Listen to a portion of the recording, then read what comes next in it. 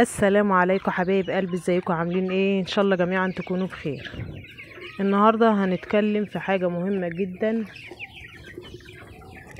وهي حاجه يعني بيشتكي منها جميع المربيين للطيور.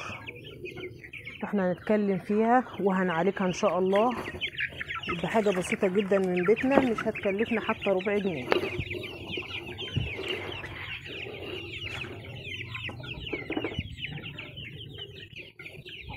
تعال نسمي الله ونصلي على الرسول ونبدأ نخش في الفيديو بتاعنا. النهارده حبايب قلبي احنا هنعالج السخونية عند الطيور. اما نمسك الفرخ بتاعنا او البطة بتاعتنا نلاقيها جسمها سخن معانا كده، احنا هنضطر بقى هنعالجها من البيت بطريقة سهلة وبسيطة من غير ما تكلفنا ربع جنيه. طب ازاي هنعالجها في البيت من غير ما تكلفنا حاجة؟ وما هو العلاج اللي هينزل الحرارة بتاعة الطيور معايا بمنتهى السهولة من غير ما اضيف اي حاجة؟ انا هقول لكم على كذا حاجة كده تتبعوهم ان شاء الله للطيور، ان شاء الله تنزل لكم الحرارة في خلال 24 ساعة عند الطيور. تعالوا نسمي الله ونصلي على الرسول ونخش في الفيديو بتاعنا. طبعا النهاردة انا طلعت اهوت اكل الطيور او افطر الطيور مع حضراتكم. مسكت فرخ كده لقيته جسمه دافي معايا، فانا مش هستنى بقى اما يجيله سخونية او يتعب او ابص الاقيه يعني سهل معايا او تعب معايا. لا، انا هعالجه كده في اولها كده، يبقى العلاج مش هياخد وقت معايا، وهبص ان شاء الله هلاقيهم مرتاحوا معايا وبقوا كويسين وزي الفل. عندنا طبعا البيت، اي بيت فيه دواء سخونية في البيت، سواء ستال سواء من اللي هو بروفين، اي دواء سخونية. هتاخدي كده معلقتين هتضيفيهم على رتل ميه لمده 3 ايام. السخونيه نزلت ما نزلتش، احنا هنستخدم الدواء ده مده 3 ايام. طبعا انا عندي هنا بروفين اللي هو ده بتاع ولادي عادي خالص، يعني مش شاريه ولا اي حاجه، ده بتاع ولادي موجود عندي في البيت، فانا هستخدمه مفيش اي مشكله. ما عندناش بروفين وعندنا ستال هنستخدم الستال. اي دواء سخونيه عندك في البيت استخدميه، بس طبعا مش هنستخدمه مره واحده، لا احنا هنستخدمه لمده 3 جرعات ورا بعض. احط معلقتين كبار او 10 سنتي في قلب رتل ميه، تمام، على الريق الصبح كده ايه قبل ما ياكلوا اي حاجه. هينزل الحراره معايا كويس جدا، وهبص الاقي الفرخ معايا مفرفش وزي الفل.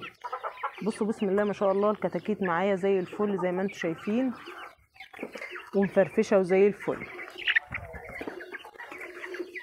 الكتاكيت دي يا حبايب قلبي والبط ده انا مصوراه معاكم يوم بيوم. بصوا ما شاء الله كله يعني مع الجاه، يعني اي حاجه بدخلها لهم هي احشاب من البيت، ما بشتريهمش علاج من بره الا الضروره القصوى. فبسم الله ما شاء الله يعني زي الفل، واوزانهم حلوه جدا جدا وممتازه. الفرخ حلو والبطه حلوه معايا بسم الله ما شاء الله، ومفرفشين وزي الفل. تمام، احنا قلنا هنستخدم دواء السخونيه عشان ننزل معانا الحراره عند الطيور.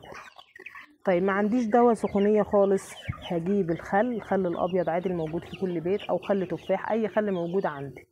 هتحطي معلقه خل على رتل ميه برضو 3 جرعات ورا بعض. الخل من الحاجات الحلوه جدا، بينزل الحراره حلو جدا. هنضيف مع الخل ايه؟ ربع معلقه صغيره كربونات الصودا برضو في قلب الميه. تمام، يعني لو مفيش اي دواء عندي سخونيه هنستخدم معلقه خل وربع معلقه صغيره واصغر من ربع معلقه كمان على رتل ميه. الخل مع الكربونات الصودا حلو جدا برضو، بينزل الحراره كويس جدا.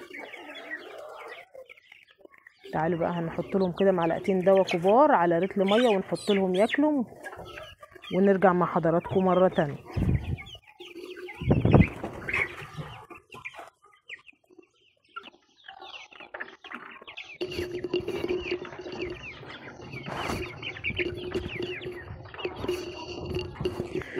دلوقتي زي ما حضراتكم شايفين احنا ضفنا معلقتين او 10 سنتي دواء من اللي هو البروفين ده على رتل ميه كده زي ما انتم شايفين، معلقتين كبار او 10 سنتي على رتل ميه، وحطيتهم كده للطيور قبل ما احط اكل او اي حاجه. هينزل الحراره بشكل معتدل وجميل، وهنبص نلاقي الحراره نزلت خالص وبقوا زي الفل من اول مره. بس الحراره نزلت ما نزلتش من اول مره، احنا اتفقنا ان احنا هنحط 3 جرعات يعني 3 ايام او 3 جرعات ورا بعض الصبح وبالليل، المهم 3 جرعات. هنحط على لتر ميه 10 سم من الدواء، اي دواء سخونيه عندك. تمام.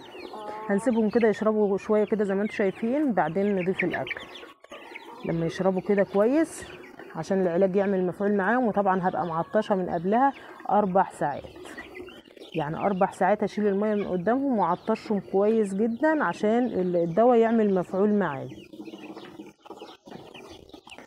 البط والفراخ ده انا مصوراهم معاكم يوم بيوم، تقدروا ترجعوا للفيديوهات بتاعتي الاولانيه، انا مصورها معاكم يا جماعه من اول البط ده ما طلع، من اول ما فقس وطلع.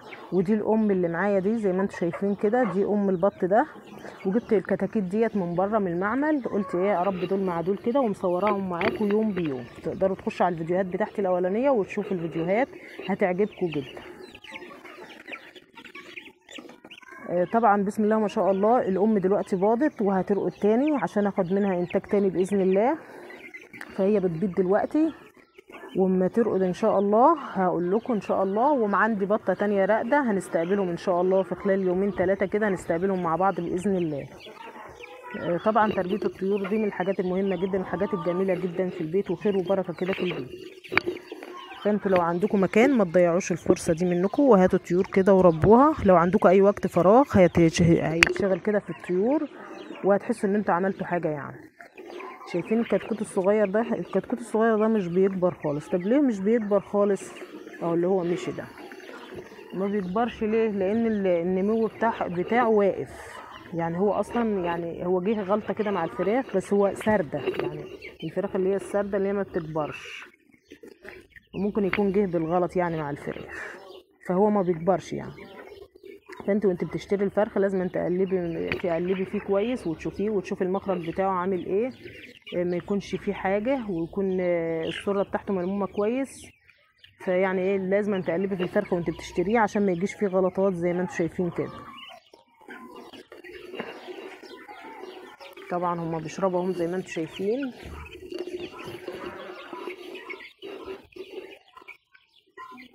كده بقى انا هضطر احط لهم اكل عشان يحتاجوا تاني ياكلوا ويشربوا من الميه تاني لحد الميه دي ما تخلص عشان تجيب نتيجه معايا.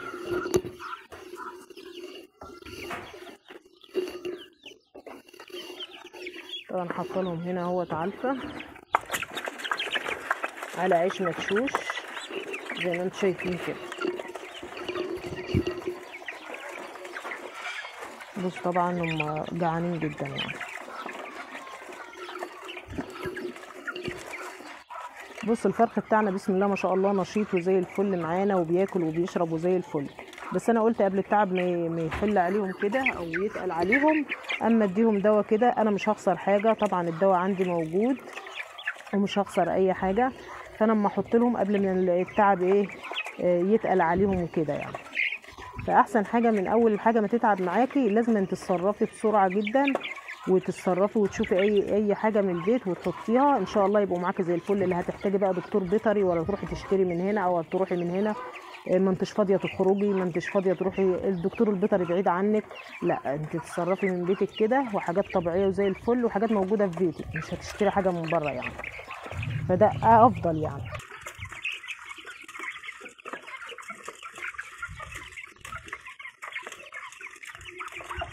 شايفين الميه قربت تخلص اهي معانا زي ما انتم شايفين. هم مجرد بس ما ياكلوا كده هيرجعوا للميه تاني ويخلصوها، وابقى انا كده خلصت الجرعه بتاعتي. وان شاء الله الصبح اديهم تاني جرعه، وتاني يوم اديهم تالت جرعه، يبقى انا كده خلصت 3 جرع معايا. يبقى عمر السخونيه ما هترد عليهم تاني او هلاقيهم سخنين تاني ان شاء الله، يبقى الحراره نزلت تماما يعني. اهم حاجه ما يبقاش عندهم اسهال معايا او تعبانين معايا، وانا شايفاهم قدامي بسم الله ما شاء الله زي الفل، هم مفيش اي حاجه. وطبعا الاسهال ده من الحاجات المؤذيه جدا للطيور، فالطيور لو عندها اسهال اتصرفي بسرعه، ما توقفيش، لازم تتصرفي وتحط لهم حاجه تضيع الاسهال عشان ما يصفصفوش معاكي ويخسوا. طبعا الطيور اللي قدامكم دي زي ما انتم شايفين عمرها شهر، يعني هم طالعين بقالهم شهر تقريبا. بسم الله ما شاء الله الاحجام حلوه جدا، والوزن بتاعهم جميل جدا وحلوين جدا، يعني ماشيين طبيعي وزي الفل. طبعا انا بلخبط علفه دلوقتي على عيش مدشوش مش هدخل الدشيشه دلوقتي. اوعي تدخلي الدشيشه الا لما يبقى الطيور عندك عمرها تقريبا شهرين. ليه؟ بيبقوا كبروا، وعشان الدشيشه من الحاجات اللي بتبرم الطيره، بتخليها دايما رفيعه، مهما تكبر معاكي بتتن رفيعه، حجمها ما بيزيدش. الدشيشه بتنشف الجسم، بس بتخلي الطيره رفيعه معاكي، او الطيور بشكل عام بتخليها رفيعه معاكي. فانت اخر حاجه تضيفها لهم الدشيشه الصفراء او البيضه، اي دشيشه، فانت ما تضيفوهاش الا اما يكبروا او يبقى سنهم شهرين معاكي. تمام تمام يا حبايبي. اتمنى اكون فدتكم ولو بحاجه بسيطه.